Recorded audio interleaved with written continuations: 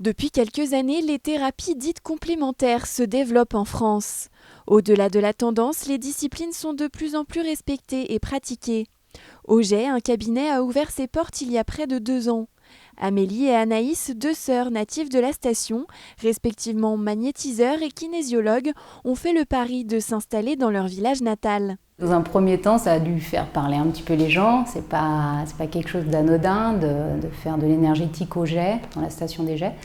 Mais finalement, je pense que comme on le fait avec le cœur et simplicité, on a pas mal de locaux. Et puis petit à petit, on a pareil un effet de bouche à oreille, je pense, qui s'installe. Preuve du succès du cabinet, les deux sœurs vont accueillir cette année 2 naturopathes et une sonothérapeute.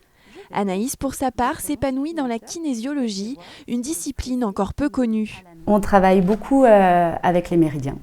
Les méridiens qui sont des canaux énergétiques qui s'apparentent à des petites rivières qui passent devant, le corps qui monte, qui descend derrière. Et en fait, sur ces petites rivières, des fois, il peut y avoir un petit tronc d'arbre qui vient se mettre en travers et du coup, le flux s'écoule moins bien.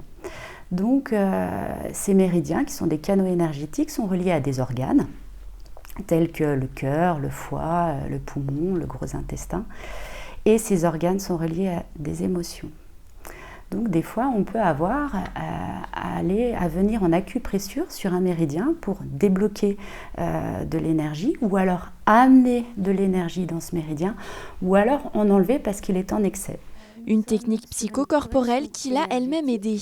J'ai vécu 2 gros chocs, dont un émotionnel en fin 2011. J'ai perdu un être très cher. Et puis début 2012, un choc physique, on m'a découvert un angiome cérébral. Et en fait, ces 2 facteurs ont fait qu'ils m'ont amené à apporter un regard différent sur la vie. Donc j'ai tapé des mots-clés sur Internet, j'ai découvert la kinésio.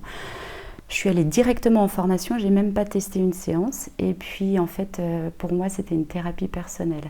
Et j'ai continué la formation, j'ai fait 3 ans et demi d'études en Suisse. J'aurais pu aller travailler en Suisse parce que je suis diplômée, j'ai un diplôme fédéral, ou je pourrais être remboursée par les mutuelles. Mais voilà, j'ai voulu amener la kinésio dans mon village et essayer d'amener d'autres perspectives de soins et d'autres thérapies. Des thérapies adaptées à tous dès le plus jeune âge. Héritière d'une grand-mère qui pouvait couper le feu, Anaïs et Amélie perpétuent ainsi une certaine tradition familiale au cœur de leur village.